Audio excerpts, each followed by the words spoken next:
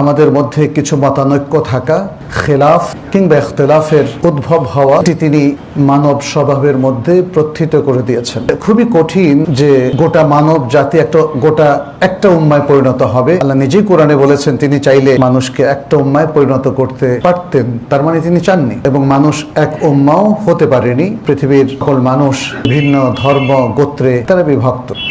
একদম ছোট্ট পরিসরে যদি আসি আমরা, তাহলে দেখব আমরা যারা মুসলিম, যারা প্র্যাকটিসিং, তারা তাদের পারিবারিক বলয়েও কিন্তু ইখতিলাফ করে। বাবা মায়ের মধ্যে তারা স্বামী স্ত্রী হিসাবে তাদের মধ্যে ইখতিলাফ আছে। সন্তান এবং বাবা মায়ের মধ্যেও মতভেদ আছে। একই প্রতিষ্ঠানে আমরা দেখব সবার মধ্যে কিছু না কিছু মতভেদ আছে। একমত হওয়াটা খুবই টাফ। এই জন্য ইসলাম ইখতিলাফের কিছু নীতিমালা ঠিক করে দিয়েছে, যে নীতিমালাগুলো আমরা পড়িও না, জানিও না। আমাদের মধ্যে ইখতিলাফটা সবসময়ই একটা খারাপ পরিণতির দিকে নিয়ে যায়, আমাদের একটা মারামারি, হানাহানি, এবং এটা পরবর্তীতে আমাদের দুনিয়া আখিরাতের জন্য খারাপ হয়ে যায়। এই জন্য ইখতিলাফের যে আদাব এবং কাওয়ায়েদ, নীতিমালাগুলো আছে, এটা প্রত্যেক মুসলিমেরই জানা প্রয়োজন। যে আমরা যদি ইখতিলাফ করি, তাহলে এই ইখতিলাফ করার হুদুদ বা সীমারেখা কতটুকু, ইসলাম কোন জায়গায় ইখতিলাফ করাটাকে অ্যালাউ করে এবং কোন জায়গায় অ্যালাউ করে না। সব জায়গায় তো আর ইখতিলাফ করা যায় না, তাই না? এটা মানুষের ব্যক্তিগত ব্যাপারে যেমন, তাদের ধর্মীয় ব্যাপারে এবং তাদের রাজনৈতিক ব্যাপারেও তাই। প্রত্যেকটা জায়গায় মানুষের কিছু স্বতঃসিদ্ধ জিনিস আছে, বিষয় আছে, যেগুলোতে আসলে কোনো ইখতিলাফই চলে না। প্রত্যেকটা জায়গায়, জীবনের প্রত্যেকটা সেগমেন্টের মধ্যে এবং প্রত্যেকটা সিচুয়েশনে। আবার আরেকটা এরিয়া আছে যেখানে ইখতিলাফটা ভ্যালিড, কারণ সেখানে ইখতিলাফের পথ বন্ধ করে দিলে মানুষের জীবন আর চলবে না, মানুষের জীবন চলার পথটাও রুদ্ধ হয়ে যাবে। তাহলে আমরা ইখতিলাফকে দেখতে পাচ্ছি যে একটা জায়গায় ইখতিলাফ একদম চলেই না, আবার দেখতে পাচ্ছি আরেক জায়গায় ইখতিলাফটা করা জরুরি। তাহলে সেগুলো তাহলে কি ধরনের, এগুলোর সাথে একটু পরিচিত হওয়া আমাদের প্রয়োজন। ইসলামী শরিয়া ইখতিলাফটাকে কিভাবে দেখছে, আর গোটা উম্মার মধ্যে আজকে ইখতিলাফটা কোন জায়গায় রয়েছে, এটা মনে একটু হাইলাইট করা দরকার, যে গোটা উম্মার মধ্যে ইখতিলাফটা ঠিক কোন জায়গায় ছড়িয়ে ছিটিয়ে আছে এবং এর পরিণতিটা কি হচ্ছে। আল্লাহ সুবহানাহু ওয়া তাআলা, আমরা সবাই জানি, তিনি এক আল্লাহর ইবাদতের দিকে আমাদেরকে আহ্বান করেছেন, তথা তাওহীদের দিকে। তাওহীদ মানে হচ্ছে একত্ববাদ, আল্লাহকে এক বলে স্বীকার করা, আর উম্মাকেও ঐক্যবদ্ধ করা এই একই আকীদার উপর। সুতরাং ইসলামের মূল এসেন্স এবং ফোকাস হচ্ছে আল্লাহ সুবহানাহু ওয়া তাআলার পক্ষ থেকে যা কিছু এসেছে সেটাকে ঘিরে উম্মাহ যেন ঐক্যবদ্ধ হয়। যেহেতু তিনি আমাদের উপর একটাই ওহী নাজিল করেছেন, আল্লাহর কালাম আল কোরআন, একটাই ভার্সন, একটাই মুসহাফ।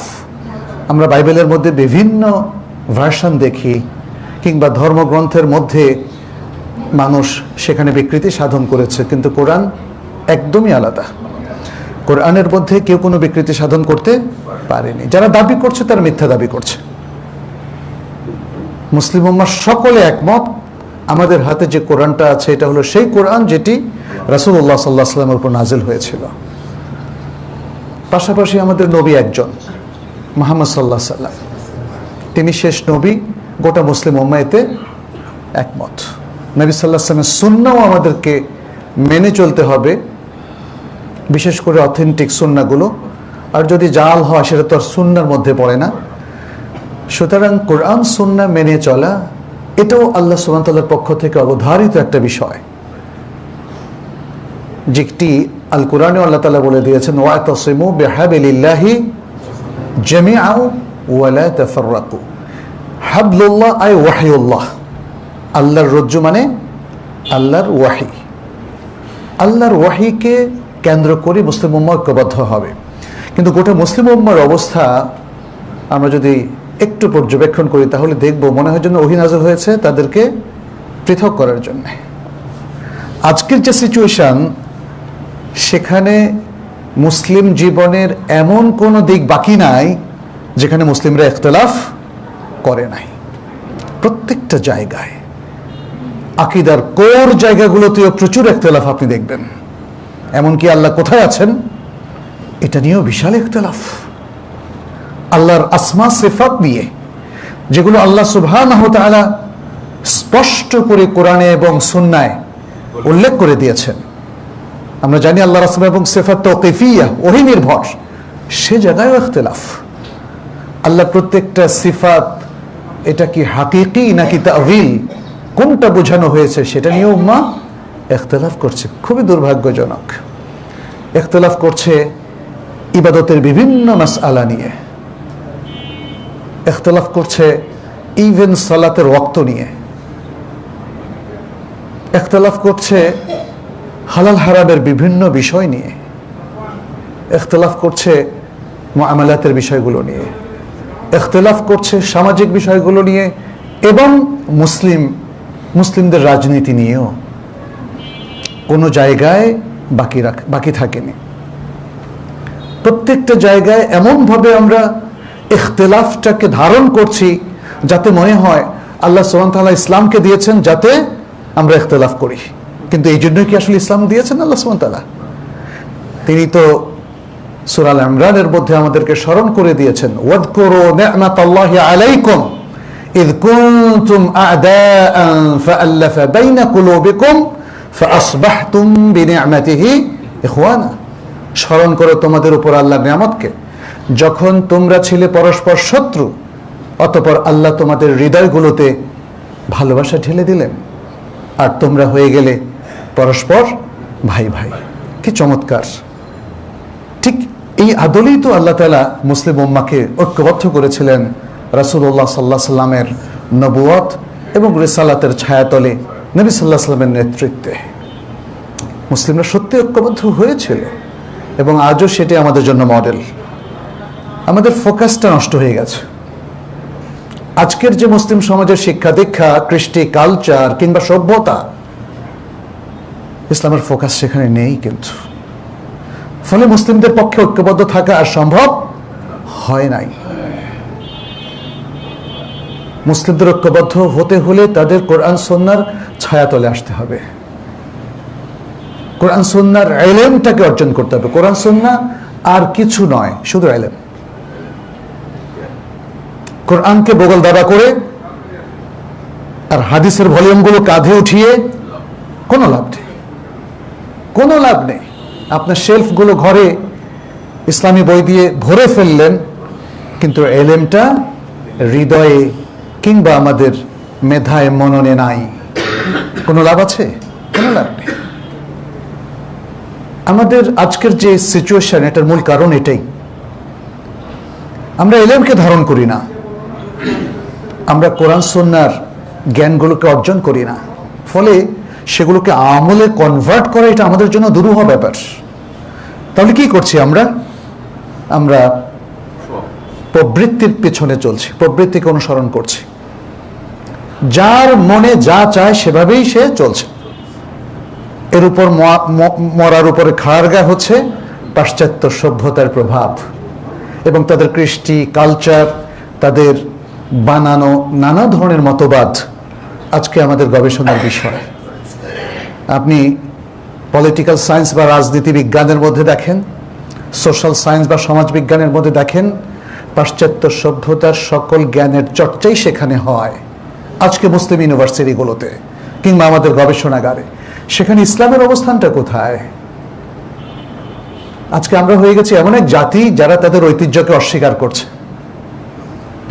এমন একটা সম্প্রদায় যারা তাদের আসলকে ধারণ করছে না। তাদের জ্ঞানের যে ভান্ডারটা আছে সেটাকে তারা নিজেদের জীবন থেকে সরিয়ে দিয়েছে, ফেলে দিয়েছে। এইভাবে তো আসলে সেই ফলাফল পাবো না আমরা কোরআন সুন্নাহর মাধ্যমে এবং ইসলামের মাধ্যমে যেই ফলাফলটা পেয়েছিলেন নবী সাল্লাল্লাহু আলাইহি সাল্লাম এবং তার নেতৃত্বে সাহাবায়ে কেরাম। একই ফলাফল পেতে হলে একই স্টাইলে কাজ করতে হবে, একই আদর্শকে ধারণ করতে হবে, একই আকীদাকে নিজেদের মননে মেধায় স্থান দিতে হবে। আমি আমেরিকান আইডিওলজি মাথায় রেখে আমি তো ইসলাম নিয়ে কিভাবে চলবো বলেন? আবার ইসলামিক আইডিওলজি নিয়ে ওয়েস্টার্ন সিস্টেমে আসলে চলা যাবে না, এখানে কন্ট্রাডিকশন আছে। ফলে ইখতিলাফগুলো আমাদের এভাবে তৈরি হয়েছে, অথচ আমরা টের পাইনি। আজও টের পাচ্ছি না। আজও যা কিছু হচ্ছে আমাদের এই বাংলাদেশের কথাই ধরেন, মুসলিমরা কিন্তু সচেতন হচ্ছে না, আর আমরাও তাদেরকে সচেতন করতে ব্যর্থ হচ্ছি। কারণ মানুষ সচেতন হয় শিক্ষার মাধ্যমে, মানুষ সচেতন হয় ইলমি মুহাওয়ালার মাধ্যমে।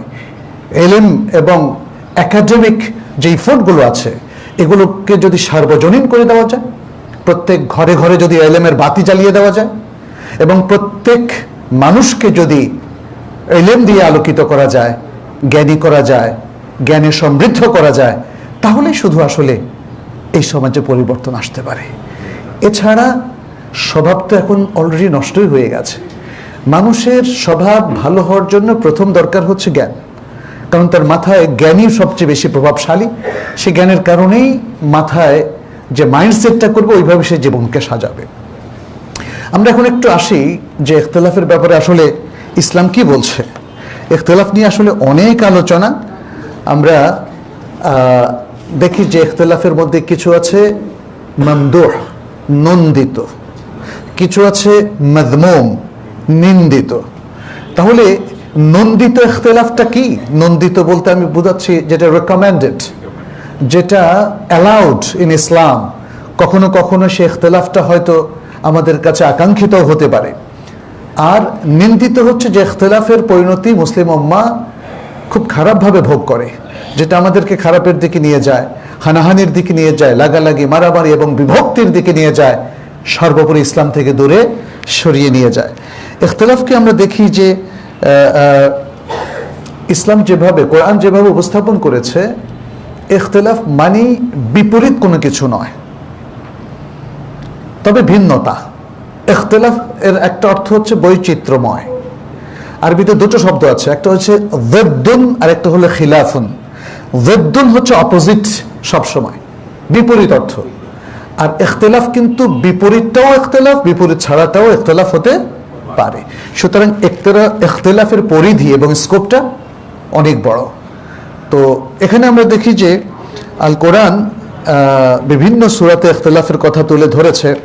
সূরা মারিয়ামের মধ্যে ফাখতালাফাল আহজাবু মিন বাইনিহিম, দলগুলো তাদের নিজেদের মধ্য থেকে ইখতিলাফ করেছে। সূরা হুদের মধ্যে আল্লাহ তাআলা বলছেন ওয়ালা ইয়াজালুনা মুখতালিফিন, তারা এখনো ইখতিলাফ করেই চলেছে। সূরা আদ-দারিয়াতের মধ্যে আল্লাহ তাআলা বলছেন ইন্নাকুম লাফি কাউলিন মুখতালিফ, নিশ্চয়ই তোমরা একটা ভিন্ন কথার মধ্যে রয়েছে। তারপরে সূরা ইউনূসের মধ্যে আল্লাহ তাআলা বলছেন ইন্না রাব্বাকা ইয়াকদি বাইনাহুম ইয়াওমাল কিয়ামাতি ফীমা কানু ফীহি ইখতালিফুন, তারা যেই জিনিসটা নিয়ে ইখতিলাফ করছে, ইসলামের কোর কোনো বিষয় নিয়ে অথবা কিয়ামত নিয়ে, হবে কি হবে না, বা আখিরাত আছে কি নেই ইত্যাদি বিভিন্ন বিষয় নিয়ে যে তারা ইখতিলাফ করছে, কিয়ামতের দিন আল্লাহ বা তোমার রব সেই বিষয়ে তাদের মধ্যে সমাধান করে দিবেন, মীমাংসা করে দিবেন।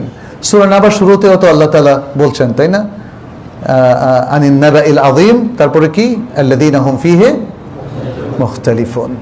নাবাউল আযীম, নাবাউল আযীম হচ্ছে কিয়ামত। এই বিষয়টা নিয়েও দেখেন মানুষ ইখতিলাফ করছে।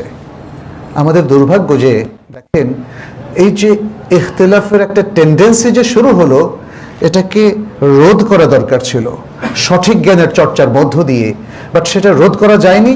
ফলে ইসলামের প্রায় প্রত্যেকটা বিশুদ্ধ এবং প্রমাণিত বিষয়গুলো নিয়েও আজও ইখতিলাফ চলছে, প্রত্যেকটা বিষয় নিয়ে ইখতিলাফ চলছে। এটা আমাদের জন্য দুর্ভাগ্যজনক। এতে বোঝা যাচ্ছে যে আমরা ইখতিলাফ করতে করতে অধিকাংশ সময় নিন্দিত ইখতিলাফের দিকেই ছুটে চলেছি এবং তার মধ্যেই আমরা পতিত হয়েছি। আচ্ছা, এখন যেই ইখতিলাফগুলো, এটাকে তো দুটো বললামই, তাহলে ইখতিলাফগুলোকে উলামায়ে কেরাম দুভাগে ভাগ করেছেন। একটা ইখতিলাফ হচ্ছে যার পেছনে প্রভাবক হিসাবে কাজ করে ডিজায়ার, প্রবৃত্তি, প্রবৃত্তি যে ইখতিলাফের দিকে ঠেলে দেয়। এখানে প্রবৃত্তির মধ্যে আছে ইমোশন, আবেগ, তাই না, জেদ, রাগ, ক্ষোভ, এগুলো সবই কিন্তু হাওয়ার অংশ। হাওয়া, হাওয়া মানে হচ্ছে ডিজায়ার, প্রবৃত্তি, মন যা চায়। আপনি রেগে গেলেন কারণ আপনি এখানে বুদ্ধিকে কাজে লাগান নাই, আপনার ইমোশন এবং প্রবৃত্তির আপনি অনুসরণ করেছেন, প্রবৃত্তির দাস হয়ে গেছেন আপনি। আপনি আরেকজনের হক নষ্ট করলেন, যদি বিবেককে সচল রাখতেন, বিবেক বলতো না অন্যের হক নষ্ট করা যাবে না, এটা তো আল্লাহর নির্দেশ তো আছে, তার বাইরেও। তাহলে ইখতিলাফের বৃহৎ অংশ বাস্তবায়ন হয় প্রবৃত্তির অনুসরণ করার মধ্য দিয়ে বা প্রবৃত্তির দাসত্ব করার মধ্য দিয়ে, আবার অন্য কথা এটাও বলতে পারি প্রবৃত্তির পূজা করার মধ্য দিয়ে। আল্লাহ সুবহানাহু ওয়া তাআলা তো কোরআনে বলেছেন, আফারাআইতা মান ইত্তাখাযা ইলাহাহু হাওয়া, তুমি কি সেই ব্যক্তিকে দেখেছো যে তার নিজের প্রবৃত্তিকে তার ইলাহ বানিয়ে নিয়েছে, তার ইলাহ মাবুদ বানিয়ে নিয়েছে। অর্থাৎ একজন ব্যক্তি যেমন তার রবের এবং তার মাবুদের অনুসরণ করে, তার ইলাহের অনুসরণ করে প্রত্যেকটা জায়গায়। ইবাদা মানে হচ্ছে নিরঙ্কুশভাবে আনুগত্য করা, এটা ইলাহের করার কথা ছিল, এখন সে প্রবৃত্তির করছে, তাহলে তার প্রবৃত্তি হয়ে গেছে তার ইলাহ। ফলে প্রবৃত্তিকে সে ইলাহের জায়গা, আল্লাহর জায়গায় বসানোর কারণে এখন সে আল্লাহর সাথে পাল্লা দিচ্ছে, তার প্রবৃত্তি এখন আল্লাহর সাথে পাল্লা দিচ্ছে। অথচ কেউ কিন্তু এভাবে ভাবেনি, অথচ ঘটনা তো এটাই ঘটছে, সে আল্লাহর সাথে পাল্লা দিচ্ছে। আল্লাহ বলছেন এটা করো না, সে বলছে আমি করব। আল্লাহ বলছেন ও আকিমুস সালাহ, সালাত পড়ো, সে বলছে আমি পড়বো না, এটা আমার ব্যক্তিগত কনসার্ন ব্যাপার। আল্লাহ বলছেন ও আহাল্লাহুল বাইআ ওয়া হাররামার রিবা, সে বলছে আমি সুদ খাবো, সুদ দেব, এই সুদে কোনো সমস্যা নাই। আল্লাহ বলছেন ঘুষ খেও না, সে বলছে ঘুষই তো মজা, তাই না? যে এভাবে জেনা ব্যভিচার থেকে আরম্ভ করে এই যে পাশ্চাত্যের বয়ফ্রেন্ড গার্লফ্রেন্ড কালচার থেকে আরম্ভ করে কত কিছু আমাদের সমাজে প্রচলিত হলো, এখনো প্রচলিত হওয়ার অপেক্ষায় বা আইন সিদ্ধ হওয়ার অপেক্ষায় আছে কিনা বলেন? সেক্সুয়াল মাইনরিটিজের ইস্যুগুলো খুব দ্রুতই এদেশে পাশ হতে যাচ্ছে, যদি না এদেশের জনগণ সচেতন হয়। এভাবেই দেখেন একের পর এক ভয়াবহ হারামগুলো এখানে মুসলিম সমাজ, মুসলিম দেশ হওয়া সত্ত্বেও এখানে আইন সিদ্ধ হচ্ছে, আর আমরা নির্বিকার বসে আছি, একটু প্রতিবাদও করছি না। তার আগে হয়তো জিনিসটা বুঝে উঠতে পারছি না, কারণ আমরা অচেতন হয়ে গেছি, জ্ঞানের সত্যিকার চর্চা আমাদের নেই। এখানে দেখেন এই যে বিষয়গুলো, প্রবৃত্তির অনুসরণ করে ইখতিলাফ করা, এটা কি প্রবলভাবে আল্লাহ সুবহানাহু ওয়া তাআলা সমালোচনা করেছেন। সূরা আল বাকারার মধ্যে বলেছেন আফাকুল্লামা জাআকুম রাসূলুম বিমা লা তাহওয়া আনফুসুকুম ইসতাকবারতুম ফাফারিকান কাযাবতুম ওয়া ফারিকান তাকতুলুন। কি ভয়াবহ অপরাধ যজ্ঞে সম্পৃক্ত হয়েছে মানুষেরা, দেখেন সেটি আল্লাহ তাআলা এখানে তুলে ধরেছেন। যখনই তোমাদের কাছে কোনো রাসূল আসেন যাদের প্রতি তোমরা আকর্ষণ বোধ করো না, যাদেরকে তোমরা পছন্দ করো না, তখনই তোমরা অহংকার করে বসেছো, অতঃপর এক দলকে তোমরা মিথ্যা প্রতিপন্ন করেছো, আরেক দলকে তোমরা হত্যা করেছো। কি ভয়ঙ্কর! পৃথিবীর শ্রেষ্ঠ মানুষ হচ্ছে আম্বিয়া এবং রসুল, আর এই মানুষেরা যখন আবেগ দ্বারা তাড়িত হয়েছে, প্রবৃত্তির অনুসরণ করেছে, তারা যে শুধু মিথ্যা প্রতিপন্ন করেছে তা না, তারা একদল নবীকে হত্যাও করেছে। আল্লাহ সুবহানাহু ওয়া তাআলা বলছেন প্রবৃত্তির অনুসরণ করলে ইনসাফ কায়েম করা যায় না, তাহলে ইখতিলাফ আরো বেড়ে যাবে না কমে যাবে? বেড়ে যাবে। আন-নিসার মধ্যে আল্লাহ তাআলা বলছেন ফালা তাত্তাবিউল হাওয়া আন তা'দিলু, তোমরা প্রবৃত্তির অনুসরণ করো না, তাহলে ইনসাফ করতে পারবে না। এরপর বলছেন সূরা আল-আনআমের মধ্যে কুল লা আত্তাবিউ আহওয়াআকুম কাদ দালালতু ইযা ওয়া মা আনা মিনাল মুহতাদিন। হে রাসূল তুমি বলে দাও যে আমি তোমাদের প্রবৃত্তি সমূহের অনুসরণ করব না, তাহলে আমিও তো ভ্রান্ত হয়ে যাব। নবী সাল্লাল্লাহু আলাইহি ওয়াসাল্লামকে আল্লাহ বলতে বলেছেন, এবং তারপরে কি বললেন, আর আমি তখন আর হেদায়েত প্রাপ্তদের অন্তর্গত থাকব না যদি কি করি, প্রবৃত্তির অনুসরণ করি। নিজেরটা করলে তো আরো বরবাদ, অন্যদেরটা করলেও বরবাদ, সেটা এখানে বলা হচ্ছে। এরপর আল্লাহ সুবহানাহু ওয়া তাআলা সূরা সাদের মধ্যে বলেছেন ওয়ালা তাত্তাবি'ল হাওয়া ফায়ুদিল্লাকা আন সাবিলিল্লাহ, আর তুমি হাওয়া তথা প্রবৃত্তির অনুসরণ করো না, তাহলে প্রবৃত্তি তোমাকে আল্লাহর পথ থেকে বিভ্রান্ত করে দিবে, বিচ্যুত করে দিবে। সূরা আল মুমিনুনের মধ্যে আল্লাহ তাআলা বলছেন, ওয়ালাউ ইত্তাবাআল হাক্কু আহওয়াআহুম লাফাসাদাতিস সামাওয়াতু ওয়াল আরদু ওয়া মান ফিহিন। সত্য যদি তাদের প্রবৃত্তির অনুসরণ করত, সত্য যদি তাদের প্রবৃত্তির অনুসরণ করত, তাহলে আসমান সমূহ এবং জমিন আর আসমান জমিনের মধ্যে যা কিছু আছে সবই ধ্বংস হয়ে যেত। আজকে তো ধ্বংসের মুখোমুখি আমরা। কি আছে আমাদের বাকি বলেন? আমল, আখলাক, ঈমান, আকীদা, ইবাদত সবই মারাত্মক চ্যালেঞ্জ এবং ধ্বংসের মুখোমুখি। এবং আজকের আধুনিক প্রযুক্তি এসে সেই চ্যালেঞ্জটা কমায় নাই, আরও বাড়িয়ে দিয়েছে। এই যে এআই বলেন আর ডিজিটাল প্ল্যাটফর্ম বলেন, ফেসবুক বলেন আর সোশ্যাল নেটওয়ার্কের অন্য প্ল্যাটফর্মগুলো বলেন, চ্যালেঞ্জ বাড়ায়নি আমাদেরকে? আমাদের ইবাদত থেকে, আমাদের মনোসংযোগ থেকে, আমাদের খুশু খুদু থেকে, আমাদের ঈমান তাওয়াক্কুল থেকে, আমাদের কোর বিলিফ এবং প্র্যাকটিস থেকে আমাদেরকে বিচ্ছিন্ন করে দিয়েছে। ফলে আমাদের মধ্যে ইখতিলাফ বেড়ে গেছে। যখন কোনো জাতি তার মৌলিকত্ব হারায়, তখন তারা পরজীবী হয়ে যায়। তাদের মধ্যে হাহুতাশ, অস্থিরতা এবং ইখতিলাফ বাড়তেই থাকে, যার প্রমাণ আজকের মুসলিম সমাজে আমরা দেখতে পাচ্ছি। আল্লাহ সুবহানাহু ওয়া তাআলা আরো বলছেন সূরা আল আনআমের মধ্যে, ওয়া ইন্না কাসীরাল লা ইউদিল্লুনা বিআহওয়াইহিম বিগাইরি ইলমিন। বলছেন অনেক মানুষ তারা তাদের প্রবৃত্তি দ্বারা ইলম ছাড়াই ভ্রষ্ট করে, অন্যদেরকে ভ্রষ্ট করে দেয়। আজকে দেখেন যারা গাইড হিসেবে কাজ করছে মুসলিম এই সমাজের মধ্যে, যারা আমাদের কারিকুলাম রচনা করছে, যারা আমাদের সংবাদপত্রের খবর পরিবেশন করছে, যারা আমাদের পলিসি এবং স্ট্র্যাটেজি রাষ্ট্রের কিংবা সমাজের অথবা আমাদের জাতির জন্য তৈরি করছে, তারা কি জ্ঞানের আলোকে সেটা করছে? আল্লাহ বলছেন বেগাইরে ইলম, সেখানে জ্ঞানের কোনো স্থান নেই। এই যে সংস্কার করলেন আপনারা, এর মধ্যে জ্ঞান কি ছিল? ইসলামিক জ্ঞানের কোনো অ্যাক্সেস কি সেখানে ছিল? তাহলে কি দিয়ে করেছেন আপনারা? বিআহওয়াইহিম। আল্লাহ বলে দিচ্ছে। আল্লাহ কিন্তু এখনকার সিচুয়েশন নিয়েও বক্তব্য দিচ্ছেন আল কোরআনে, কিন্তু আমরা অন্ধ, আমরা পড়ি না, আমরা বুঝি না। যদি কোরআনকে ভালো করে অধ্যয়ন করা হতো, রিসার্চ করা হতো এবং সেই জ্ঞানগুলো মানুষের কাছে বিভিন্ন প্রচার মাধ্যমে পৌঁছে দেওয়া হতো, তাহলে আসলে মানুষ কিন্তু আলোকিত হতো। কিন্তু আমরা দেখতে পাচ্ছি কেউ এই সুন্দর কাজটি করছেন না।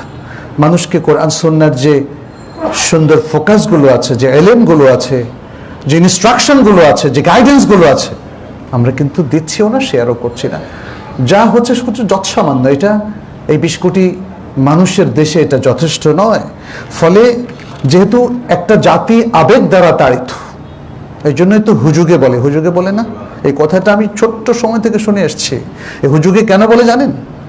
যেই জাতি আবেগ দ্বারা তাড়িত হয় এবং প্রবৃত্তি দ্বারা পরিচালিত হয়, তারাই হয় হুজুগে।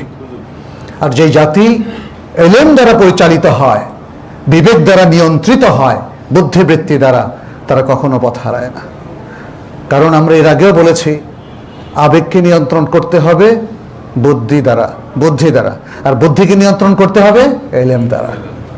তাহলে আবেগ এবং বুদ্ধি এবং ইলম, এই তিনটির সঠিক এই যে ক্রনোলজি যদি আমরা ফলো করি, তাহলে প্রত্যেকটাই আমাদেরকে পজিটিভ রেজাল্ট দিবে। আপনার আবেগও আপনাকে পজিটিভ রেজাল্ট দেবে, আপনার বুদ্ধিমত্তাও আপনাকে ইতিবাচক ফলাফল দেবে, এবং ইলম তো ইতিবাচক দেওয়ার জন্যই আল্লাহ তাআলা নাজিল করেছেন। আল্লাহর দেওয়া ওহী কোনোদিন কোনো মানুষের জন্য কোনো নেগেটিভ ফলাফল তৈরি করে না। মানুষ ভুল ব্যাখ্যা করছে। আজকে যারা আমাদের ইসলামের বিভিন্ন নীতির হুকুমের, তালাক বলেন, নারী অধিকার বলেন ইত্যাদি, তারা সমালোচনা করছে, এটা অন্যায় সমালোচনা।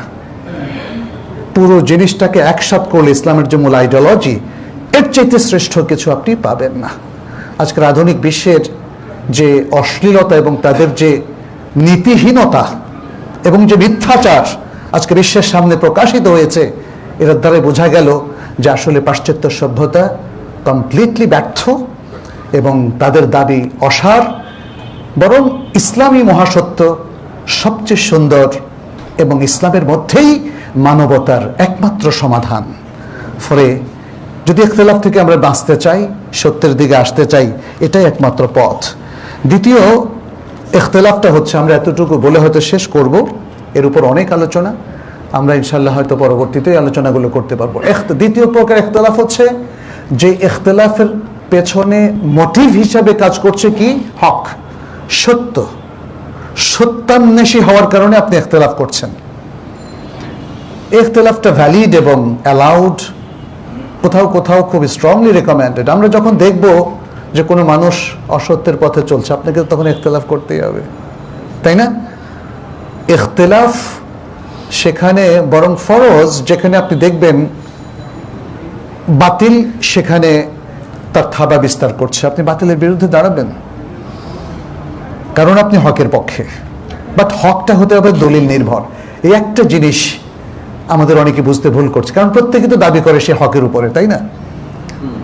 অনেকে বলে it's a problem because everyone claim on the truth. কিন্তু আসলে কি তাই? আসলে তো প্রত্যেকে হকের উপর না, প্রত্যেকে নিজেকে জাস্টিফাই করে। দেখবেন এই সমাজের অপরাধীরাও তার অপরাধ ধরলে কিন্তু শেষ যেতে যায়, রেগে যায় আরো বেশি। তার মানে হচ্ছে মানুষ প্রত্যেকে নিজেকে হকের উপর বলে, কিন্তু হকের উপর সেই থাকবে ইলমুল ওয়াহি যার পক্ষে থাকবে, কোরআন সুন্নাহ যার পক্ষে থাকবে। তো কোরআন সুন্নাহ তো আর এটাকে বানানো যায় না, আর আল্লাহর কাছে চেয়ে নাজিলও করানো যায় না, এটা অপরিবর্তনীয়। আল কোরআন এবং সুন্নাহ এটা অলরেডি মুসলিম উম্মাহর সম্পদ হিসাবে তাদের কাছে সংরক্ষিত আছে, এটা চেঞ্জ হবে না। অতএব আমরা হককে নির্ধারণ করব কোরআন সুন্নাহর ভিত্তিতে, এর বাইরে আর কোনোভাবে হক নির্ধারিত হবে না। ফলে মুসলিম উম্মাহর জন্য ঐক্যবদ্ধ হওয়া খুব সহজ হয়ে গেল না? আমাদের হকের ভান্ডার একটাই, সেটা হলো কোরআন এবং সুন্নাহ, ব্যাস। এই জিনিসটা আমরা জাতিকে শেখাতে পারি নাই মনে হচ্ছে। আমাদের স্কুল, কলেজ, ইউনিভার্সিটিতে যারা জেনারেল সাবজেক্টে পড়ছেন, arts, humanities, commerce, social science কিংবা পিওর সায়েন্সে, সেখানে কিন্তু এই নলেজগুলো নাই। সেখানে আধুনিক বিজ্ঞান আমাদের শিক্ষার্থীদেরকে এথিস্ট অথবা অ্যাগনস্টিক বানিয়ে দিচ্ছে। কোরআন সুন্নাহর কোনো প্রভাবই সেখানে রাখা হয় নাই, যে কারণে একটা জেনারেশন এখন তৈরি হচ্ছে যারা কিন্তু এই ইলমুল ওয়াহি সম্পর্কে একদমই অনবহিত, একদমই অজ্ঞ, কিচ্ছু জানে না। আজকের আধুনিক শিক্ষিত অনেক বড় বড় লোককেও দেখেছে ওজুর মাসালা একটাও জানে না, সালাত তো আরো দূরের কথা, সিয়াম, হজ এগুলো তার অনেক পরের কথা। এই দুর্ভাগ্যের মুখোমুখি কিন্তু আমরা। যাই হোক, আমরা হক নিয়ে কথা বলছিলাম। ইখতিলাফটা যদি হক ভিত্তিক হয় তাহলে সে ইখতিলাফটা হতে পারে। এখানে দেখুন, ইসলামের দুটো এরিয়া। একটা এরিয়া যেটা আমার আলোচনা থেকে আপনি হয়তো বুঝতে পেরেছেন আপনারা, যে একটা এরিয়া হচ্ছে একদম ফিক্সড, মোটা দাগে যেগুলো clear text of the Quran and সুন্নাহ, যেগুলো প্রুভড হয়ে গেছে, প্রমাণিত হয়ে গেছে, সেখানে আর কোনো হাত, আর কোনো গবেষণার কোনো সুযোগ নাই। তাওহীদ, কোরআন আল্লাহর কিতাব, নবী সাল্লাল্লাহু আলাইহি ওয়াসাল্লাম শেষ নবী ও রাসূল, তারপরে সালাওয়াতের মধ্যে দেখবেন যে 5 ওয়াক্ত সালাত, এগুলোর রাকাত সংখ্যা, এগুলো সবই নির্ধারিত। হজ নির্ধারিত, রমাদানের সিয়াম ইসলামের রোকন হিসাবে নির্ধারিত, এগুলোর মধ্যে কোনো হাত লাগানো যাবে না। অসংখ্য ইসলামের এই মৌলিক বিধানগুলোই বেশি। আপনি যদি ইসলামটাকে একটা বডি হিসাবে দেখেন, দেখবেন যে এর মৌলিক জিনিসগুলোই বেশি। সেখানে আমাদের উলামায়ে কেরামের কোনো ইখতিলাফও নাই। ইখতিলাফ আছে আরেকটা এরিয়াতে, যেখানে ইখতিলাফ করার কিছু সুযোগ আছে, শরিয়াই এই সুযোগটা করে দিয়েছে।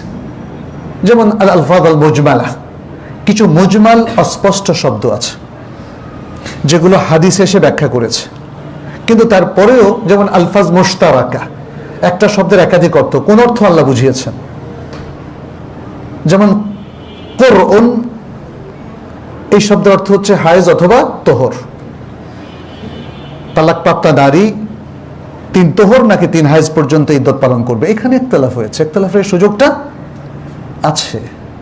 এরকম আপনি অজুর মধ্যে দেখবেন কিছু জায়গায় ইখতিলাফ আছে, তারপরে আপনি দেখবেন সালাতের মধ্যে কিছু জায়গায় ইখতিলাফ আছে। কিন্তু আমি জাস্ট একটা উদাহরণ দেই, কিছু ইখতিলাফ ভ্যালিড হতে পারে যেটা নুসুসের মধ্যে ইজতিহাদের উপাদান রয়ে গেছে, সেখানে ইজতিহাদ করা যাবে, আর যেখানে ইজতিহাদ করা যাবে সেখানে ইজতিহাদের কারণে কিছু ইখতিলাফ হবে।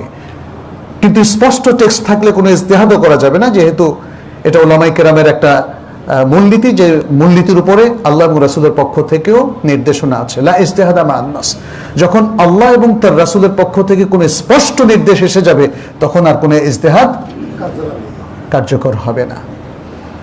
তাহলে যে জায়গাটা আমরা বললাম, একটা উদাহরণ বলতে চাচ্ছিলাম যে এখানে দেখেন ইখতিলাফটা ভ্যালিড হবে না। যেমন শিয়ারা সালাত পড়ে 3 ওয়াক্তে, যেহেতু তাদের ধারণা কোরআন 3টা ওয়াক্ত নিয়ে কথা বলেছে, আর তারা তো আমাদের সুন্নাহ স্বীকার করে না, ফলে কোরআন হাদিসের মধ্যে যে 5 ওয়াক্ত এসছে এটা তারা স্বীকার করে না, ফলে তারা 3টা ওয়াক্তে 5 ওয়াক্ত নামাজ পড়ে। অনেকে বলেন যে তারা 3 ওয়াক্তই পড়ে। তাহলে এই যে ইখতিলাফটা, এটা কিন্তু ভ্যালিড না। আমরা যেহেতু সুন্নাহকে গুরুত্ব দিই, কারণ দুটোই তো ওয়াহি, দুটো আল্লাহর পক্ষ থেকে, অতএব সুন্নাহর ব্যাখ্যাটা নিয়ে আমরা কোরআনেও দেখি যে কোরআন একদম স্পষ্ট করে না হলেও প্রচ্ছন্নভাবে 5টা ওয়াক্তের কথা কোরআনে উল্লেখ আছে। অতএব কোরআন সুন্নাহর মধ্যে কোনো ব্যাসকম এখানে নেই।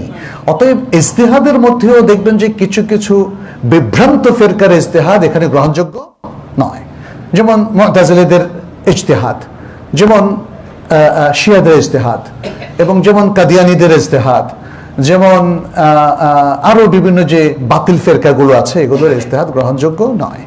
আমাদের কাছে ইজতিহাদ গ্রহণযোগ্য হবে যারা আহলে সুন্নাহ ওয়াল জামাতের কোর উলামায়ে কেরাম, তাদের ইজতিহাদ। আর তারপরেও আমরা দেখব একজন ব্যক্তি যদি তার প্রবৃত্তি দ্বারা তাড়িত হয়ে ইখতিলাফ করেন, সেটা গ্রহণযোগ্য হবে না। তিনি যদি একজন আলেম হন তবুও না। কেন? বুঝতে পেরেছেন? কারণ ইজতিহাদের পেছনে মূল মোটিভ থাকতে হবে কি? ইত্তিবাউল হক, হকের অনুসরণ। হকের অনুসরণের একটা মেথোডোলজি আছে, একটা পদ্ধতি আছে।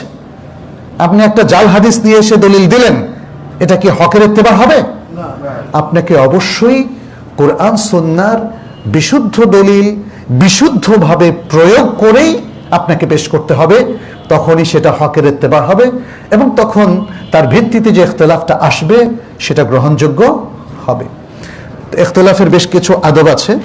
ইখতিলাফের ব্যাপারে আমাদের ওলামায়ে কেরাম, বিশেষ করে মুহাক্কিক ওলামায়ে কেরাম যেই ইখতিলাফগুলো করেছেন সেগুলোকে আমরা কিভাবে নেব, এবং ইখতিলাফের আদবগুলো কি কি, একজন মুসলিম যখন ইখতিলাফ করবেন তাকে কোন কোন দিকগুলো, কোন কোন এটিকেটস এবং এথিক্স মেনটেন করতে হবে, তা না হলে তার ইখতিলাফটা ভ্যালিড হবে না। আমরা সেটা নিয়ে পরবর্তী খুতবা আলোচনা করব ইনশাআল্লাহ।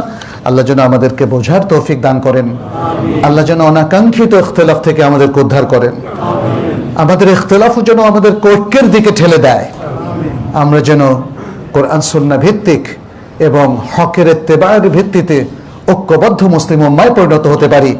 আল্লাহর কাছে সেই দোয়া কামনা করছি। আকুলু কাওলি হাদা ওয়া আস্তাগফিরুল্লাহ লি ওয়া লাকুম ওয়া লিসাইরিল মুসলিমিন ফাস্তাগফিরুহু ইন্নাহু হুয়াল গফুরুর রহিম।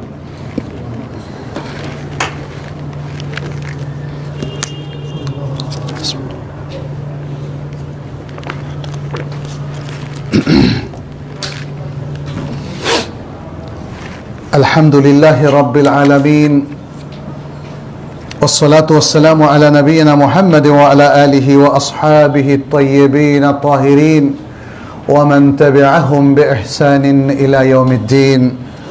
أما بعد، أيها المسلمون، اتقوا الله، فإن التقوى وصية الله للأنبياء والمرسلين ولجميع المؤمنين، واتبعوا سنة نبيكم في جميع أموركم وشؤونكم. نسأل الله سبحانه أن يوفقنا وإياكم لما يحبه ويرضى، ويجعلنا وإياكم من عباده المقربين ومن عباده المؤمنين المخلصين. اللهم تقبل منا إنك أنت السميع العليم، وتب علينا إنك أنت التواب الرحيم. عباد الله، ইখতিলাফ নিয়ে আমরা কিছু কথা বলছিলাম। পরবর্তী গুরুত্বপূর্ণ আলোচনা আমরা পরবর্তী কোনো এক খুতবায় আমরা আলোচনা করব ইনশাআল্লাহ। আজকে পারিবারিক বলয় শুধু ইখতিলাফের কিছু কথা বলি। সেটি হচ্ছে যেটা আমরা বললাম যে আল্লাহ সুবহানাহু ওয়া তাআলা মানব স্বভাবের মধ্যে ইখতিলাফের উপাদান রেখে দিয়েছেন। ফলে আমরা যতই চাই না কেন আমাদের মধ্যে কিছু না কিছু মতভেদ থাকবেই। আমাদের পারিবারিক জীবনে কিংবা প্রতিবেশীদের সাথে শান্তিপূর্ণ জীবনযাপনের জন্য ইখতিলাফটাকে সহনীয় করতে হবে, পরমতের প্রতি শ্রদ্ধাশীল থাকতে হবে, ধৈর্য ধরতে হবে। ইভেন আপনার পরিবারে আপনার স্ত্রী কিংবা সন্তানও যদি কোনো কিছুর প্রস্তাব দেয় সেটাকে বিবেচনা করবেন বুদ্ধি দিয়ে, এবং সেটা যদি বাতিল করতে চান তাহলে যুক্তি দিয়ে সেটা আলোচনা করবেন। সাধারণত দেখি পরিবারের মধ্যে খুবই সামান্য কিছু নিয়ে খুব ঝগড়া হয়। প্রথমে হয় ইখতিলাফ, তারপরে হয় ঝগড়া। কোথায় বেড়াতে যাবে এবারের বন্ধে, এটা নিয়েও কিন্তু মারাত্মক সিচুয়েশন হয়। আবার দেখা গেল যে বাসায় কিভাবে ডেকোরটা করবে, রান্না বাড়া, এগুলো নিয়েও কিন্তু মারাত্মক ইখতিলাফ হয় এবং শেষ পর্যন্ত হাতাহাতি তালাক পর্যন্ত এটা গড়ায়। প্রথমত আমরা বলবো যে পারিবারিক বলয় ইখতিলাফটাকে আপনারা খুবই স্বাভাবিকভাবে নেবেন, সবাইকে অধিকার দিবেন, কিন্তু সবাইকে এটিকেটসটা শিখিয়ে দেবেন, যেটা আমরা পরে আলোচনা করবো ইনশাআল্লাহ। এই আদলে যদি আমরা পরিচালিত হই তাহলে শুধু পরিবার না, পরিবারের বাইরে এবং যে কোনো প্রতিষ্ঠানে কিংবা সামাজিকভাবে অনেক মানুষ যেখানে থাকে সেখানেও দেখবেন যে আমাদের সমস্যা হবে না। কিন্তু কালচারটাকে একটু পরিশোধন করতে হবে, একটু পরিশীলন করতে হবে, তাহলে দেখা যাবে যে আমাদের পরমতের প্রতি সহিষ্ণুতা বাড়ছে। পরমতের প্রতি সহনশীলতা মানে সেই মতকে গ্রহণ করা নয়। একজন আমার সামনে একটা মত বলল, আমি সাথে সাথেই তার উপর আক্রমণাত্মক হলাম না, এর মানে এই নয় যে আমি সে মতটা গ্রহণ করেছি। আমরা আসলে অ্যাভয়েড করতে চাই অনাকাঙ্ক্ষিত সিচুয়েশন। একজন আরেকজনের উপর চড়াও হবেন, গালিগালাজ করবেন, অশ্লীল ভাষা প্রয়োগ করবেন, এটা আসলে কাঙ্ক্ষিত হতে পারে না। যে কোনো সিচুয়েশনকে আপনি যতটা কুল ব্রেইনে ফেস করবেন ততটা সুন্দর সমাধান আপনি পেয়ে যাবেন।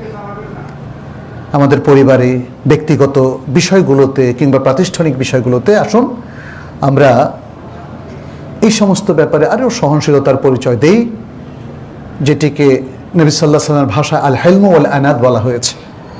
তাড়াহুড়ো করব না, আবার অসহিষ্ণুও হব না, তাহলেই দেখবেন যে ইখতিলাফ আর আমাদেরকে খারাপের দিকে নিয়ে যাবে না ইনশাআল্লাহ। আমরা দোয়া করি আল্লাহ যেন আমাদেরকে বোঝার তৌফিক দান করেন।